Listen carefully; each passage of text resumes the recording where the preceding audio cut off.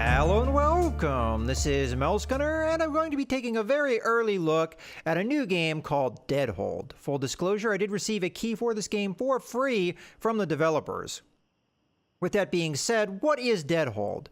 Well, it's an RTS that's inspired very heavily by the Myth series of games, so if you're familiar with the Myth games, you'll see those similarities very quickly. So what is the Myth style of RTS? Well, the Myth style of RTS is rather than you have the traditional RTS where you have a base and then you build units and so on, with Myth, you would have set forces that you would then go into a mission and you'd have to complete the mission with those forces, and that's all you would have. And the forces themselves were meant to be used more tactically, so it's kind of similar to the idea of Total War, except rather than having large units of men, you have individual units that you use to work together. And we'll see exactly how that kind of combat system works as we jump into the game. Now, initially, when I first take a look at this game, and I have played it for about an hour so far, I felt like they were very much going for as close to the original Myth games as they could get. But it seems like they have taken some unique twists, and we'll see exactly how those twists work. Now, I will point out this is an early access, and there's really not a lot to the game right now. There's a tutorial, which does a very good job of capturing the feeling of the original Myth games. My experience with the Myth games comes mostly with Myth 2. That is the one game that I played out of the Myth series, and it does have that feeling that the tutorial in Myth 2 had. So you can kind of get that theme or that feeling captured pretty well here. There's a campaign mission, but there's only one so far, and it's fairly short. There's also a horde mode, which is what we're going to be taking a look at. And there's also multiplayer skirmishes as well. I haven't really delved into this yet, so I can't say too much on it. I will point out that the settings that are in the game, although good because it allows you to do quite a bit of key binding changes if you want, are pretty basic, like there's no audio options, for example, and so on. With that being said, I'm going to click on the campaign, and this is where we can hop into the horde mode if we want, which is exactly what we're going to do. And this is just a wave-based mode where you have waves of enemy that you have to combat. There is also a campaign mission, as I said. And they do have narration in a cutscene here that, again, captures that Myth feeling pretty well. So I'm going to go ahead and play a little bit of this cutscene just so you get a feeling of what it's all about. Thursday, September the 8th. Deadhold Garrison. Yesterday our Legion hosted a contingent of Imperial Seekers. Usually, the men would prime our new guests with ale, looking for news from the south. But our stern guests didn't look the type to drink, or for that matter, speak. Alright, so I think that gives you an idea. So they're going for the same kind of cutscene style that you would have in the beginning of every mission in Myth 2. Again, that being my experience with the Myth series.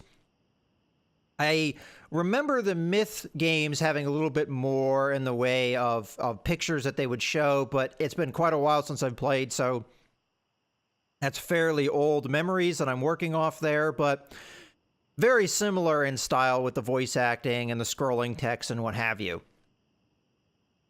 Now, a big part of what drew me into the Myth series of games, I'm not really that strong of an RTS player, or I'm not as usually into RTS games, but when there's a strong theme or something else unique about the game that draws me into it, I can have a lot of enjoyment with that, and I think Myth did a really good job of that because it had a really great world. There was quite a bit of world building with it.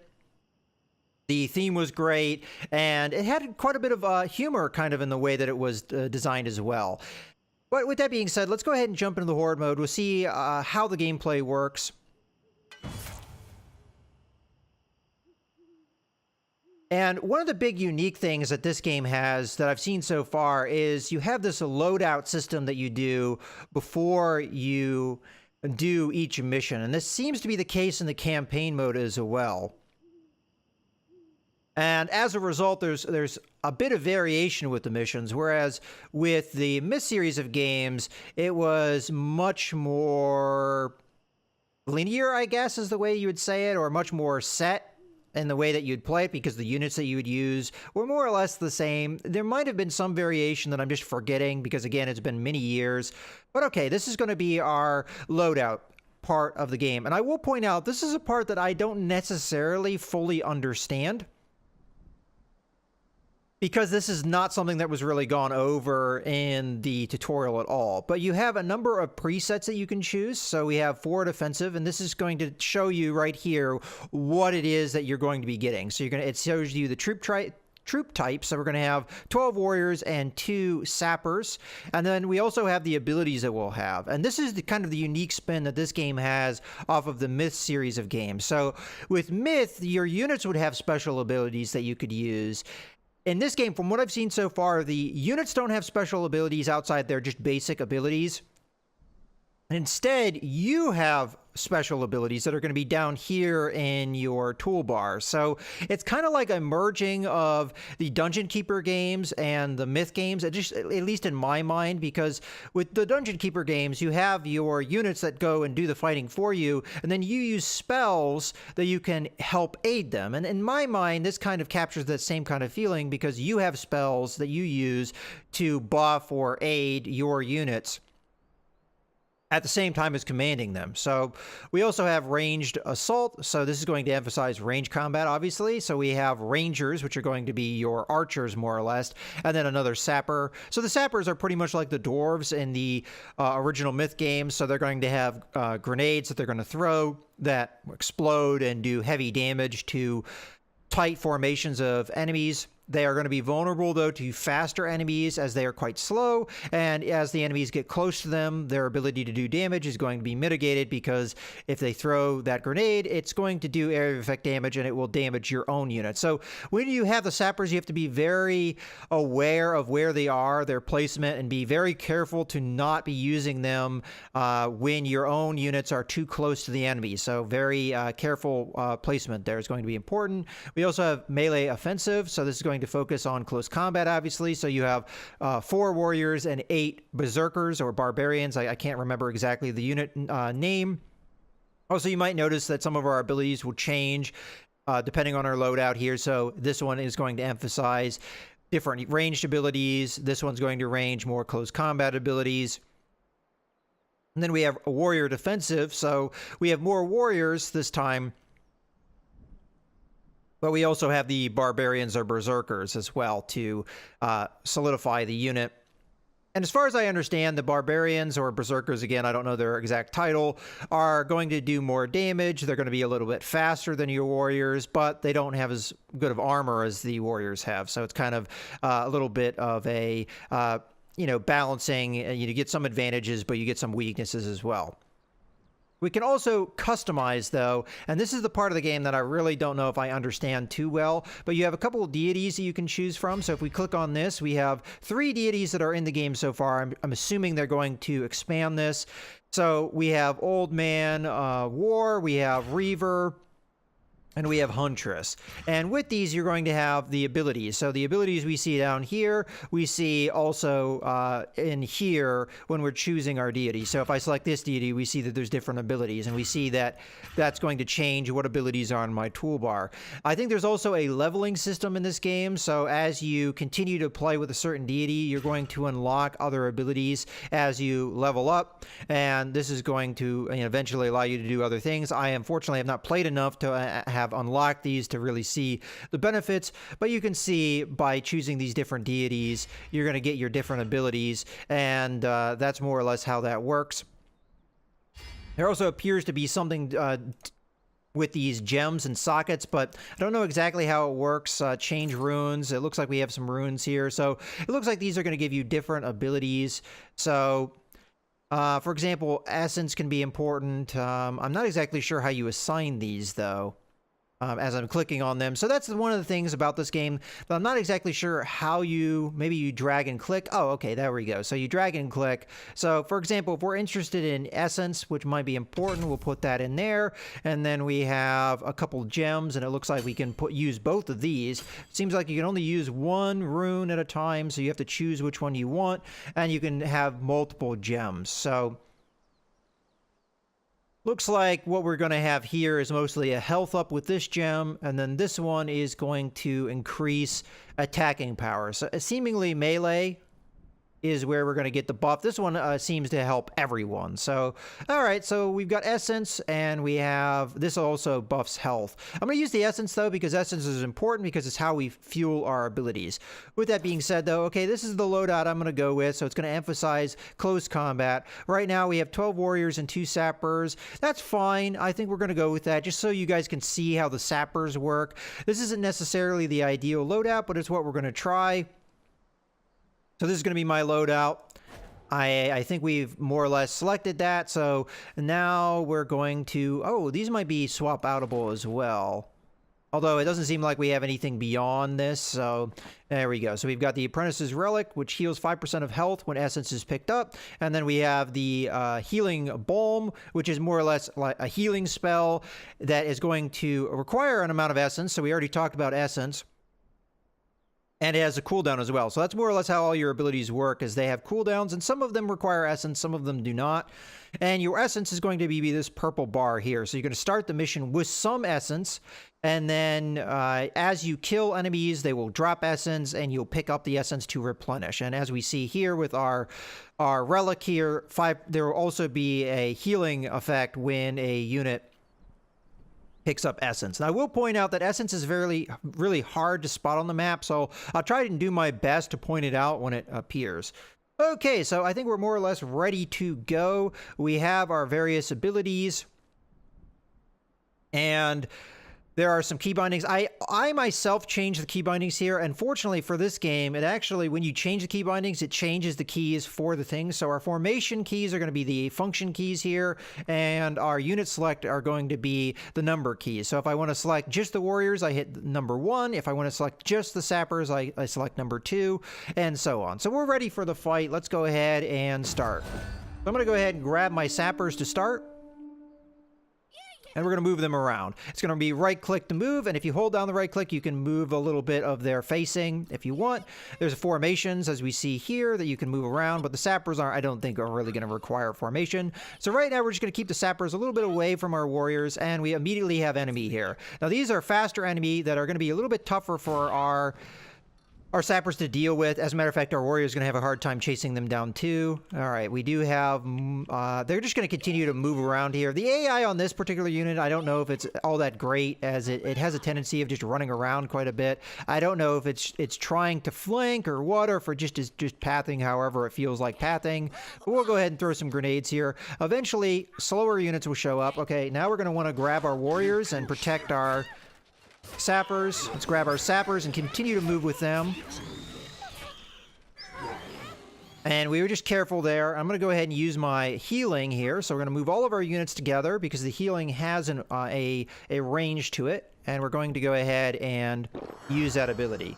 So keeping a hold of my sappers, we're going to move them up here, and we're going to attack these units here. So just like the units in Myth, these units are fairly slow, and they keep together in groups, so we can take advantage of our grenades. Sometimes grenades will not go off, but the grenade will stay on the ground. So we have to be careful with that, because we can set it off with another grenade, and then it will blow up and maybe cause a chain reaction. So we have to be very careful here.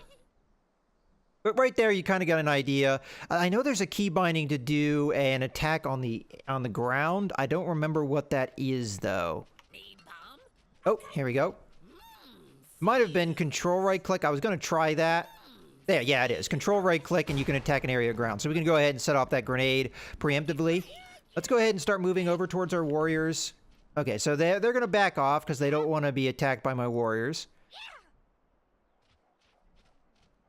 There are going to be more unit types, but I will point out there are not that many unit types in the game so far. That's one of the, I would say, problems with the early access right now, is you don't have a lot of unit types, and you also, I mean, you don't have a lot of variety. It's just the same map every time that you're doing the waves on. Okay, here comes the horde here. So we're going to throw some grenades into them, hopefully, before our own units engage. And then we're going to back off with our sappers. We're going to throw some grenades over here.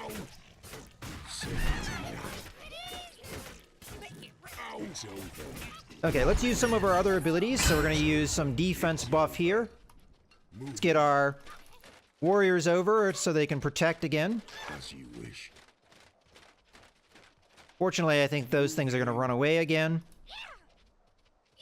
Go ahead and use our healing potion again. So essence we have collected. Oh, there's some right there on the ground. See the little purple there? So we're going to grab our sappers and we're going to go pick those up. So as we pick these up, they're going to give us a little bit of essence back, which is going to allow us to do some of our spells. This spell here is the more important one. This is Resurrect. This is going to allow us to bring any warriors that have been killed back into the fight. Those guys are so fast, I've got to be careful here. So because this is a wave-based, until I kill these guys, Over there. we're not going to get a new wave, and as we can see, they're kind of a pain in the ass. With this unit composition, I really can't chase them down. They're too fast for me.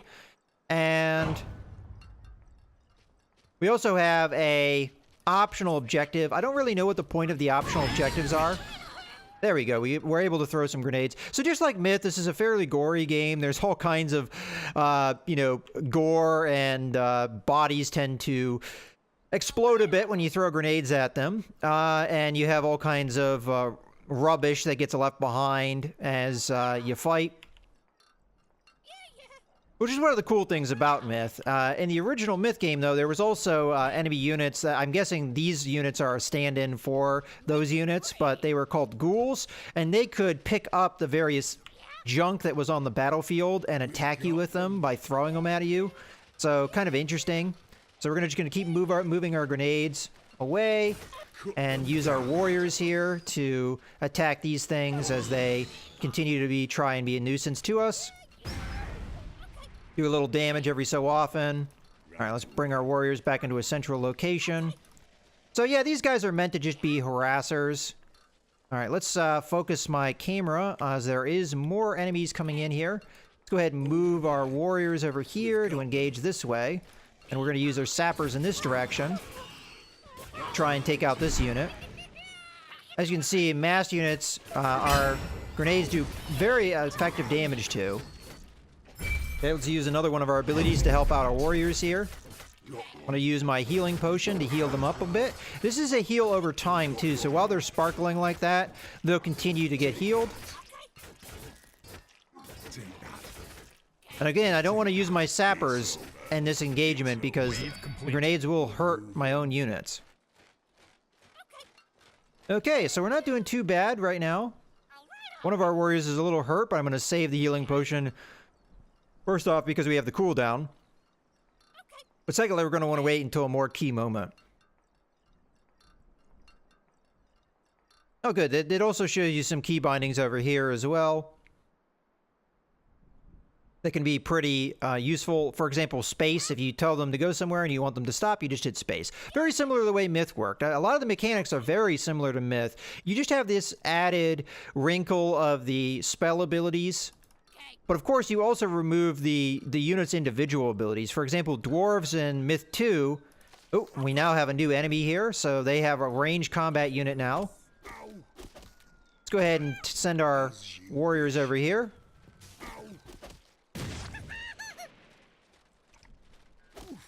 As they engage. Take that. It's over. Now, the annoying thing about these guys is they can climb over hills and rocks and things, which my units cannot do. Okay, let's go ahead and redeploy our warriors. We're going to use our grenades here, hopefully taking out these units. Wave complete. Okay, let's group our guys together and use a healing potion on them. Okay, let's grab our sappers again.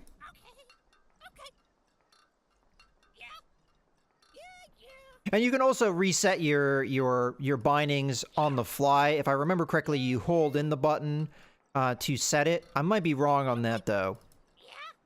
But I think that's what the tutorial said. So we're just waiting for the next wave to come in. That was a fairly easy wave to do. And we're almost halfway through this particular horde here. I have not yet completed this horde mode, but seems like I'm doing fairly well this time. Maybe a little bit of experience has aided me here. So we've got the same kind of thing. They're attacking me from two different directions. So we're going to go ahead and take our warriors over here. And we're going to take the grenadiers over here. They should be able to take care of these guys fairly easily.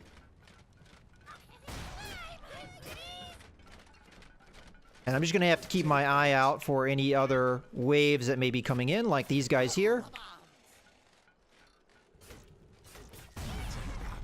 Okay, hopefully the sappers can deal with these guys all right. They don't really have the backup. Oh, it looks like I ate a little bit of grenade damage there. Okay, let's go get these guys. We're moving. And I'll go ahead and use my ability here. Use my other ability. All right, and this time we're going to have to be careful. Oh, we're going to grenade our own guys. Wave complete. So there's the danger of sappers right there. We're going to go ahead and heal, though. We're going to group our guys up so they're right next to each other. And then we're going to go ahead and heal them all. So yet again, we're going to go take the sappers into a central location. We're going to put the warriors in the central location. We're going to wait for our wave again. So we're halfway through the horde. Not too bad. We're going to start seeing more unit types, though, as we go. But we've more or less seen all the unit types that the enemy has, except for one. There's one that's missing. There's also a special unit that is only in the multiplayer engagements. That is what they call a frost giant. Oh, didn't quite get... Now, archers have a much easier time killing those guys, the rangers. Oop, we got more range units over here. I think the grenadiers deal with these units fairly well. All right, let's just start moving over this way so we can get the defense going. Let's grab our sappers, continue moving with them. Move that there, put that over there. Go ahead and use some defense here. I haven't really been doing a very good job of picking up the essence. Might be a little too close to our units there. Let's go ahead and pick up the essence. That will heal us a bit. Go ahead and give them another ability over there to help them out. So these abilities, what they do is this one's going to reduce all damage taken by 25% for 6 seconds. And this one here is also going to have a 100% chance to block. Incoming damage is reduced by 33%. Effect lasts for 16 seconds. So, pretty good. Let's go ahead and use our healing potion here again. We're not doing too bad on essence as well. We have some more of these skirmishing units.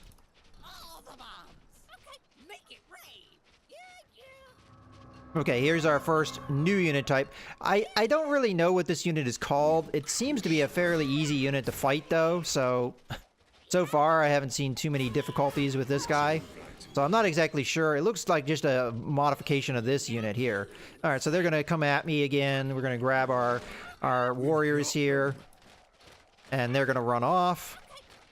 So let's grab our warriors and have them come back, because that's not going to do as much good. So these guys are going to be annoying for a while. We're eventually going to have our big horde come in, which is right here. We have another optional difficulty or optional objective that we can do. Fortunately, the enemy is a little bit spread out in that direction. Let's go ahead and have all these guys go over there. Okay. Now, because these guys are distracted, we are actually in danger of being attacked by the flanking unit, so I just have to be careful here. Go ahead and grab these guys and have them go over here. It's okay if these guys, I think they're called Drugir. I'm not sure if I'm pronouncing that right. Drugir. Okay. So far, so good. We have some essence over here that I can pick up. Okay, let's go ahead and attack here. Oh, that's bad. Okay, that was just a bit of a mistake. I accidentally selected with the box select the sapper, which led to me hitting my own guys. Okay, let's... And that's just me not having as much skill as I could have in an RTS here. But I think I've done a little bit better than I did in other times I've played so far. Okay. What wave are we on? We're on, I think, 5 or 6 at this point. Wave complete. Yeah, okay, so we're going to be on 7 right now. So far, so good. But this is, I mean, this gives you pretty much an idea of exactly how the Horde mode works and the combat in general works. Yeah, we're not seeing some unit types. We're not seeing the Rangers, but just imagine archers, and that's what you've got.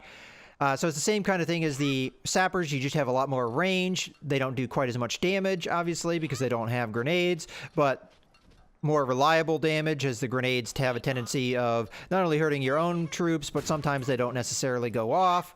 So, all right, now we're going to have these guys engage us. Perhaps. Nope. They backed off. Okay, this is a new unit type. This is very dangerous if you only have warriors, because it blows up on contact. We do not want our warriors to engage that. Okay, we just lost a casualty there. Unfortunately, I'm a little bit distracted here, so I'm going to have another casualty. All right, this might be the last fight we do here. I'm going to do my best to keep my warriors alive. I am also going to resurrect the sappers over here, if I can. Fortunately, I don't have enough essence. It takes a lot of essence to do that.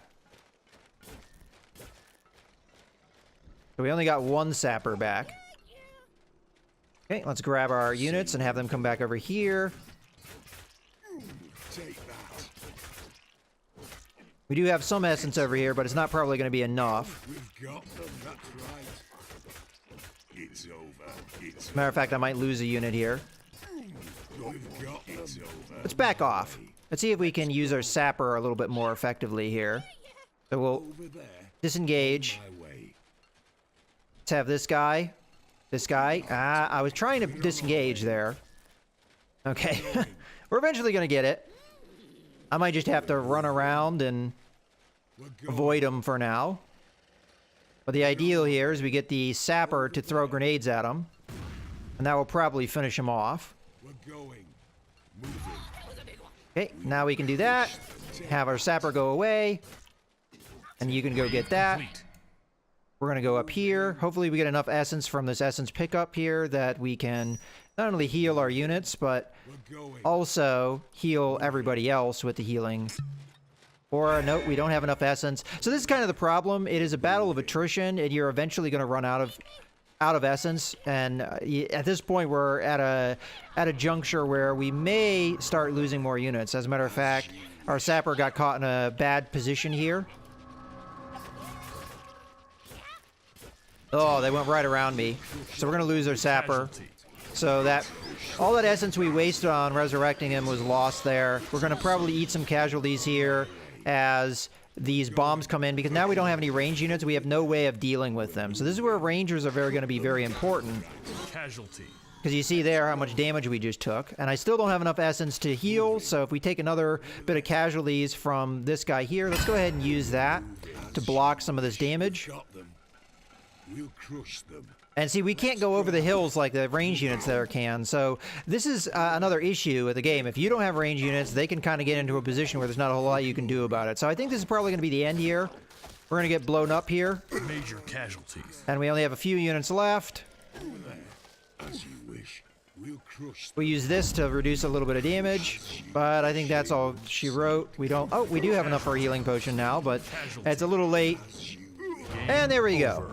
I think that's the furthest I've ever made it, but right there you see some problems. If you don't have a balanced troop composition, there's some units that you're going to have a lot of trouble with, especially those units that come in and blow up on you. Because if you don't have range units that can take them out, you're just going to take damage on your warriors. Eventually they're going to catch up to you, and eventually they're going to explode on you. And with the way the horde mode works, you have to kill all the units to get your next wave. So eventually you're going to have to fight them. So that's kind of the way the game is right now.